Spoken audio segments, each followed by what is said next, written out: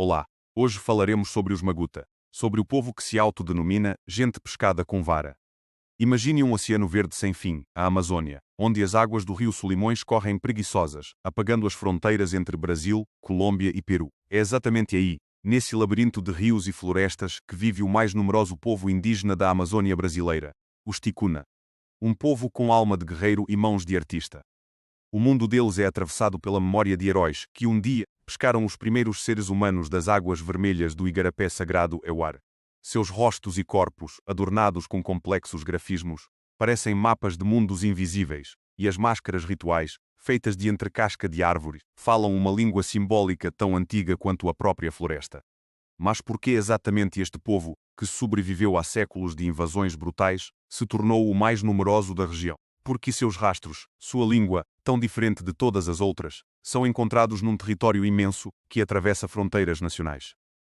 À primeira vista, as respostas estão nos livros de história e nos manuais de etnografia. Fatos secos e datas compõem um quadro arrumado, porém plano. No entanto, debaixo dessa superfície, como a parte submersa de um iceberg, escondem-se camadas muito mais fascinantes. São páginas pouco conhecidas do passado, hipóteses controversas e enigmas que até hoje tiram o sono dos estudiosos. Hoje faremos uma viagem por essas camadas ocultas. Não vamos negar a ciência, mas tentaremos olhar para além do horizonte dela. Vamos desatar 7 nós fundamentais na história desse povo extraordinário. Do mistério de sua origem à sua espantosa capacidade de sobreviver e renascer, como uma fênix das cinzas. Esta é uma viagem às profundezas da história, da memória e da floresta. Dossiê Maguta Ticuna. Para tornar nossa viagem mais concreta, comecemos com uma ficha resumida, uma espécie de dossiê que sintetiza o que se sabe oficialmente sobre esse povo. Autodenominação e exônimos. Eles chamam a si mesmos de Maguta, que significa literalmente gente pescada com vara. O mundo, porém, os conhece mais como Ticuna, Ticuna ou Tucuna. Origem, segundo a versão científica consensual, trata-se de um povo originário da Amazônia, cuja formação ocorreu nas cabeceiras de pequenos afluentes do rio Solimões, longe das principais artérias fluviais, o que lhes garantiu certo isolamento. Língua, um caso único. O idioma Ticuna é uma língua isolada, ou seja, não possui parentesco comprovado com nenhuma outra família linguística do continente. Além disso, é uma língua tonal, em que a altura do som muda o sentido da palavra.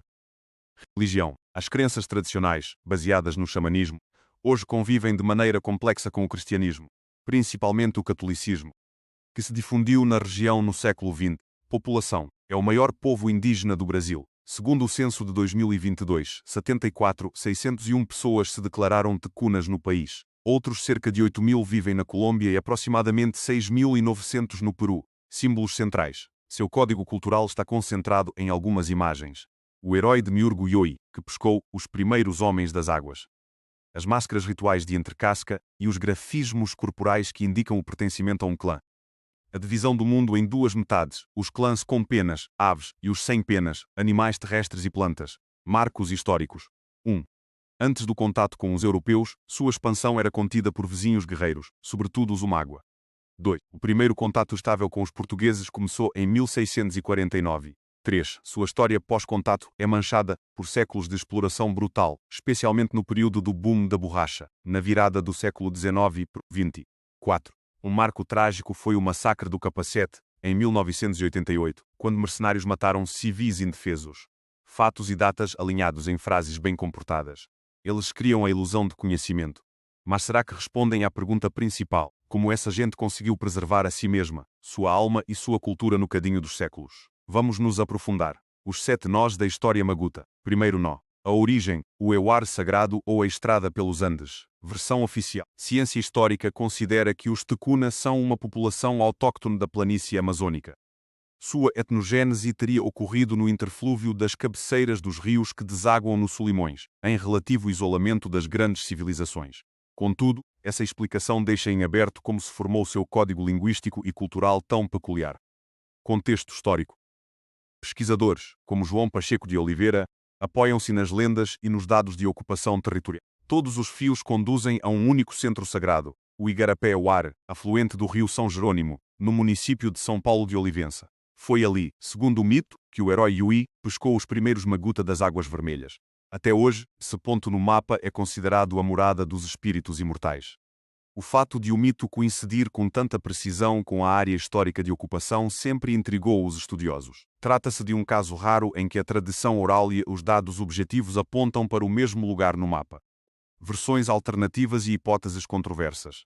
O isolamento cultural e linguístico impressionante dos Ticuna deu origem a algumas hipóteses ousadas. Certos antropólogos sugerem que seus antepassados podem ter feito parte de uma onda migratória mais antiga, empurrada para o interior do continente por grupos que chegaram depois. O enigma linguístico é o combustível dessa polêmica. A língua ticuna é um isolado clássico. Os linguistas, porém, não desistem de encontrar parentes distantes. Foi proposta uma hipótese de uma família ticuna Yuri, que os ligaria ao povo Yuri, hoje provavelmente extinto. Se essa conexão for um dia comprovada, o mapa das migrações antigas na Amazônia mudará radicalmente, revelando que, sob a aparente uniformidade da selva, escondem-se vestígios de províncias culturais esquecidas. O elemento enigmático. As discussões científicas não se limitam à língua, envolvem também os genes. Alguns estudos genéticos mostram que os ticuna apresentam uma distância genética significativa em relação a outros grupos amazônicos. Seria isso consequência de sua longa prática de endogamia, casamentos dentro do grupo, ou o resultado de uma separação muito antiga de um ancestral comum? Será mera coincidência o fato de suas paralelas linguísticas e culturais mais próximas às vezes serem encontradas não entre os vizinhos de selva, mas em regiões muito distantes? A arqueologia de florestas tropicais, onde os materiais orgânicos desaparecem em poucas décadas, ainda não oferece uma resposta definitiva. A essência do nó.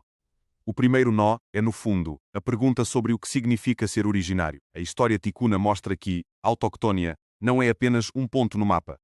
É um processo profundo, quase místico, de enraizamento na paisagem, em que a geografia sagrada do mito e a geografia física do território se fundem num todo único. Foi essa ligação indissolúvel com a terra dos antepassados, sacralizada pela lenda, que se tornou a primeira linha de defesa deles. Segundo nó, língua e escrita. O que está escondido nas palavras. Versão oficial. A língua ticuna, maguta, é descrita pelos linguistas como um isolado tonal. Conta com cerca de 48 mil falantes e é um dos idiomas indígenas mais falados do Brasil.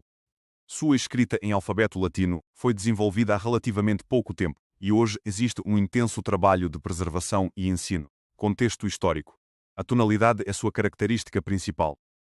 A altura com que uma sílaba é pronunciada muda o sentido lexical da palavra. Esse traço aproxima de línguas de regiões distantes, como o Sudeste Asiático ou a África, mas é totalmente atípico entre as línguas sul-americanas. A linguista Marília Facó Soares, que dedicou anos ao estudo do ticuna, destaca sua complexidade fonológica e sintática excepcional.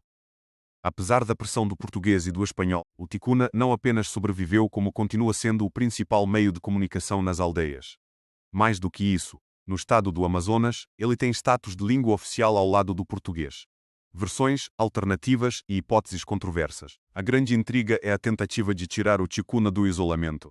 A já mencionada hipótese ticuna Yuri continua sendo a principal aposta científica, mas o ambicioso projeto de Joseph Greenberg, que reuniu a maioria das línguas das Américas em 3 macrofamílias, classificou o ticuna dentro da hipotética macrofamília ameríndia. Essa classificação não é amplamente aceita. Muito mais interessantes são as investigações no campo da etnolinguística.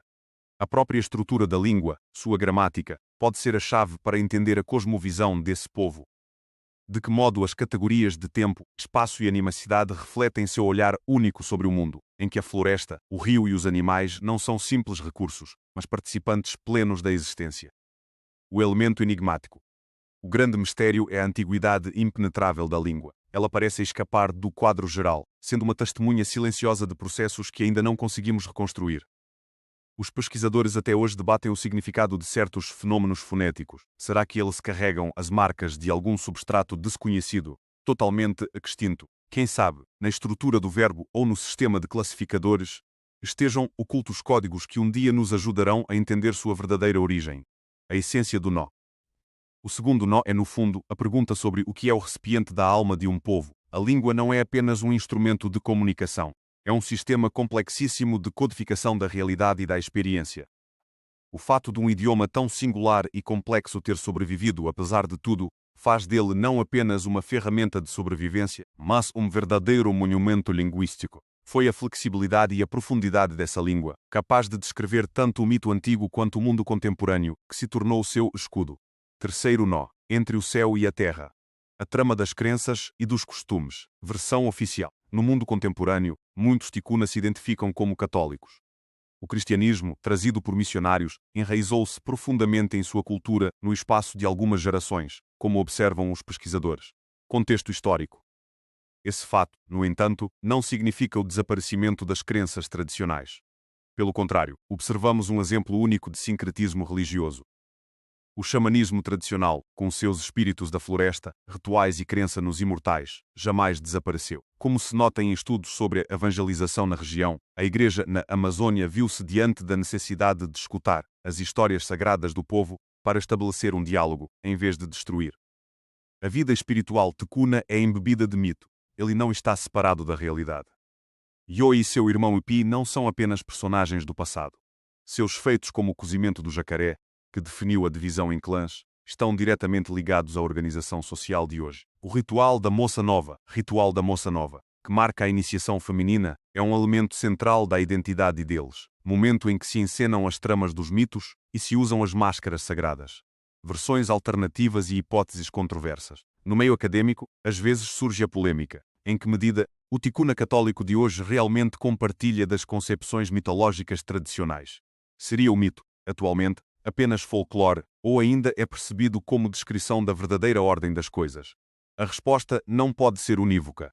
Alguns antropólogos alertam para que se evite um olhar simplificado sobre o sincretismo, afirmando que, na consciência do indivíduo, esses dois estratos podem existir em paralelo, sem se misturar. Outros pesquisadores veem na adoção do cristianismo uma estratégia pragmática. Ingressar no seio da Igreja pode ter sido uma forma de se proteger do extermínio físico direto, de obter acesso à educação e à medicina, de criar novas formas de organização social diante da pressão externa. O elemento enigmático. Um enigma é a escatologia ticuna. Em seus mitos, está presente o tema do fim do mundo e do subsequente renascimento. Alguns pesquisadores alertam para leituras politizadas simplificadoras dessas crenças, mas sua existência e seu detalhamento impressionam. Do que se trata? Ecos de catástrofes reais, vividas num passado remoto, ou uma profunda concepção filosófica da ciclicidade do ser, surpreendentemente afinada com as ideias ecológicas contemporâneas. A essência do nó. O terceiro nó é a pergunta sobre no que uma pessoa realmente acredita quando seu mundo desaba. A história das escolhas religiosas dos ticuna não é a história da derrota de uma fé sob o avanço do outra. É um finíssimo processo de adaptação e integração, que lhes permitiu conservar a própria essência espiritual, envolvendo-a em vestes novas e mais protegidas. Sua fé não se mostrou uma fortaleza que pode ser demolida, mas um rio capaz de mudar de leito sem mudar de essência. Quarto nó. O povo sem monumentos e sua arte eloquente. Versão oficial. Diferentemente das civilizações andinas ou mesoamericanas, os povos da Amazônia não deixaram atrás de si grandiosas cidades de pedra. Sua arquitetura são as lendárias malocas, casas comunais, que se integram organicamente à paisagem mas quase não se conservam no tempo. Por isso, das páginas dos manuais, os ticuna costumam emergir como um povo sem cultura material monumental. Contexto histórico. No entanto, esse ponto de vista é profundamente equivocado. Simplesmente, no lugar da pedra, os ticuna elegeram a entrecasca, a madeira, as penas e as fibras como o material principal. E foi exatamente nessas formas aparentemente frágeis que seu gênio floresceu. A arte ticuna é a sua crônica de pedra. As máscaras rituais, feitas de entrecasca, lã-chama, adornadas com cera de abelha e tintas naturais, ganharam fama internacional. Coleções museológicas como a do Museu Nacional reúnem milhares de peças de arte ticuna, coletadas desde as expedições de Kurt Nimwendaju nas décadas de 1920 a 1940. Essas máscaras, vestimentas e desenhos não são meros enfeites, são mitos vivos. Durante o ritual da Moça Nova, os homens mascarados representam os espíritos e os ancestrais primevos, transformando a cerimônia num espetáculo teatral de escala cósmica, versões alternativas e hipóteses controversas. Alguns pesquisadores propõem que se veja o complexíssimo sistema gráfico dos ticuna, pinturas corporais, em tecidos e máscaras, como um tipo especial de linguagem visual ou protoescrita. Seus motivos geométricos não são abstratos, eles codificam informações sobre o pertencimento clânico, o status social e os acontecimentos mitológicos. A etnóloga Jussara Gruber, que dedicou a vida a documentar a arte ticuna, deu uma contribuição imensa para a compreensão desse universo gráfico. Será que esses ornamentos podem ser considerados um análogo funcional de brasões ou de uma escrita pictográfica? A questão segue em aberto. Mas ela nos obriga a rever a própria civilização. O elemento enigmático. Um mistério envolve a função de alguns tipos raros de máscaras. Arqueólogos e etnógrafos ainda discutem o que significariam certas imagens especialmente complexas. Não seriam elas representações de divindades esquecidas ou de espíritos de doenças, cuja informação se perdeu durante as transformações culturais? Será coincidência ou padrão o fato de os motivos geométricos da cerâmica antiga encontrada na área ticuna apresentarem uma semelhança impressionante com os grafismos atuais? Essa continuidade sugere a existência de uma tradição visual incrivelmente antiga, sobreviveu aos séculos. A essência do nó. O quarto nó é a pergunta sobre como um povo pode erguer para si um monumento sem usar monumentos. Os Ticuna transferiram sua história e mitologia da pedra morta para os materiais vivos. Sua arte é uma arquitetura efêmera da memória, que, como a própria selva, está num ciclo permanente de morte e renascimento. Seu museu não é um edifício, mas o próprio corpo, o ritual e a tradição viva. Quinto nó. Saga dos Irmãos Gêmeos e outras histórias. Versão oficial. A mitologia ticuna, como a de muitos povos do mundo, está repleta de histórias sobre a criação do mundo, sobre heróis culturais que deram aos homens as leis e o conhecimento. O lugar central nela é ocupado pelo ciclo de mitos sobre os irmãos gêmeos Yoi e Ipi.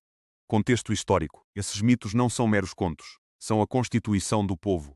Segundo um deles, depois que Yoi pescou os primeiros homens, foi justamente Ipi, caindo numa astúcia e cozinhando o jacaré, quem criou a divisão que está na base de sua estrutura social. Outro mito explica o aparecimento do sol. Um belo jovem, que ajudava sua tia rabugenta a preparar tinta de urucum, bebeu o caldo fervente, ficou vermelho, subiu ao céu e transformou-se no astro que aquece a terra. Essas narrativas explicam tudo, da paisagem às normas morais. O etnógrafo Kurt Nimwendaju, um dos primeiros a registrar sistematicamente os mitos ticuna, destacava sua espantosa elaboração e poeticidade. Hoje, a narração dessas histórias é a parte mais importante da educação e da manutenção da identidade. Versões alternativas e hipóteses controversas. A atenção dos estudiosos é atraída pelo motivo dos irmãos gêmeos. Esse tema está difundido por toda a América, do Canadá à Terra do Fogo. Seria essa semelhança resultado de uma estrutura universal do pensamento humano ou testemunho de contatos culturais incrivelmente antigos, cujos vestígios se apagaram em tudo, exceto no mito? Alguns historiadores tentam ler nos mitos testemunhos cifrados de acontecimentos reais. O mito sobre o povo hostil, Awan, os Omagua, não seria o reflexo do confronto bélico secular que de fato ocorreu? Será que o mito do cozimento do jacaré, que deu início à divisão em clãs, é uma metáfora de alguma antiga revolução social? O elemento enigmático. Um enigma especial é o mito da viagem de Ipi para o leste, analisado por alguns pesquisadores. O que seria isso? A lembrança de uma migração real de uma parte do povo? Ou a descrição de uma viagem xamânica a outros mundos? Uma espécie de divina comédia amazônica? Será mera coincidência o fato de os detalhes desse mito por vezes ecoarem mitos de povos que vivem muito além de seu território histórico? A essência do nó. O quinto nó é a pergunta sobre onde termina a ficção e começa a história. Nos mitos ticuna, essa fronteira não existe. Eles criaram uma narrativa em que o passado e a eternidade estão fundidos num todo único. Essa epopeia não apenas lhes explicou a ordenação do mundo, mas também lhes deu um eixo interior indestrutível. Foi justamente a memória dos ancestrais, codificada nessas histórias, que tornou menos quebradiço o nervo de sua história. Sexto nó. Conhecimento e memória. Da boca ao papel e de volta. Versão oficial. Até recentemente, a cultura ticuna era exclusivamente oral. A escrita em alfabeto latino foi introduzida por missionários e linguistas, e esse processo ainda está longe de se completar. Contexto histórico. Apesar de sua história milenar, toda a colossal biblioteca de conhecimentos do povo existia e era transmitida de boca em boca.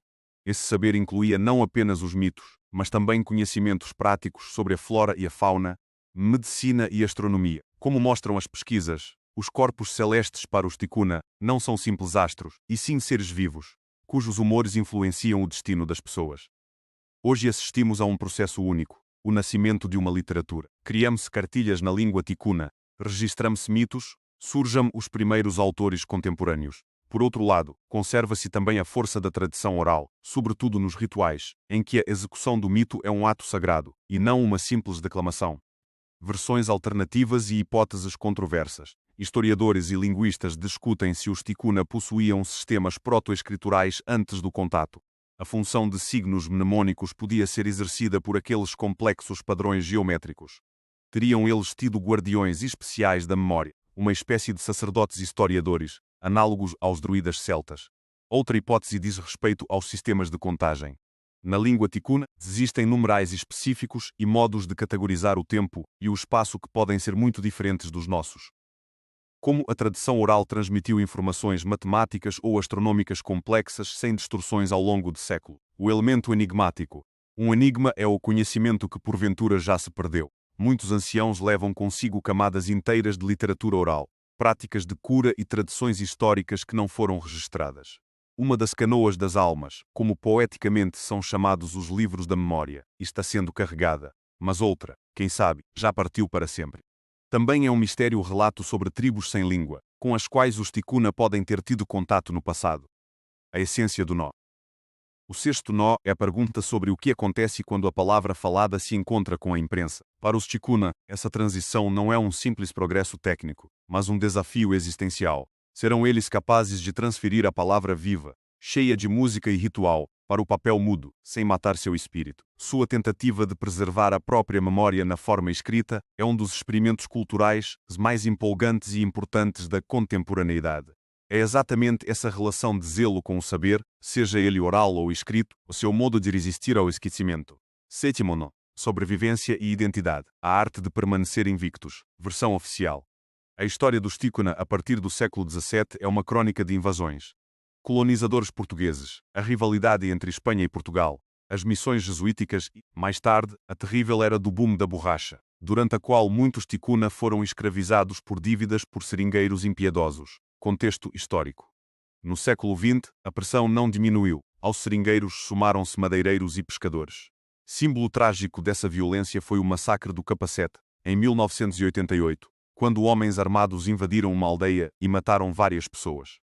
Esse acontecimento, que se tornou uma vergonha nacional, acabou acelerando o processo de demarcação de suas terras. Foi nos anos 1990 que, após longa luta, a maior parte das terras ticuna finalmente obteve reconhecimento oficial, num ponto de virada decisivo. Hoje, eles enfrentam novos desafios. Como preservar a identidade cultural em condições de integração? Como encontrar um caminho para a autonomia econômica? Como combater o alcoolismo trazido de fora? Apesar de tudo, eles não apenas sobreviveram, tornaram-se o maior povo indígena do Brasil. Versões alternativas e hipóteses controversas. Os historiadores discutem o que exatamente desempenhou o papel-chave em sua sobrevivência. Uma das versões é sua estratégia inicial de isolamento. A vida em terra firme, longe dos grandes rios, reduziu os danos das primeiras ondas de epidemias que dizimaram outras tribos. Outra hipótese reside no papel paradoxal das missões. Por um lado, elas destruíam os modos tradicionais de vida. Por outro, concentravam a população, ofereciam proteção e medicina, o que, em última análise, favoreceu o crescimento demográfico. Uma terceira versão é seu mecanismo social único, baseado no sistema de clãs e em metáforas, que assegurava a estabilidade interna e a capacidade de absorver estranhos, inclusive inimigos, em sua estrutura, por meio de casamentos e adoção. O elemento enigmático. O maior enigma é a inabalável vontade de viver. Há algo quase místico em sua psique coletiva que lhes permitiu reelaborar o trauma sem perder o núcleo da identidade.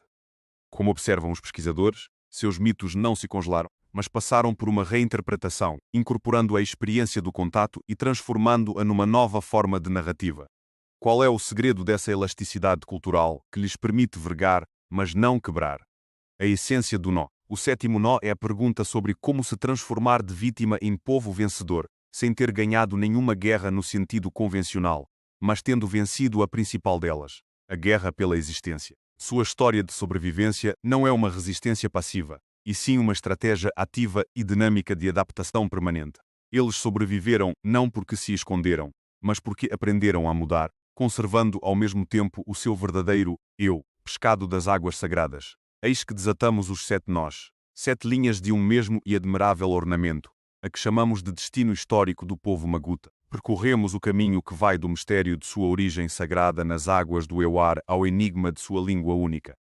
Da complexa trama das crenças à arte eloquente que lhe substituiu as crônicas de pedra, da sabedoria cifrada nos mitos dos gêmeos à batalha contemporânea pela preservação da memória, e, por fim, das páginas trágicas do genocídio à sua espantosa vitória demográfica, sem paralelo. Privet.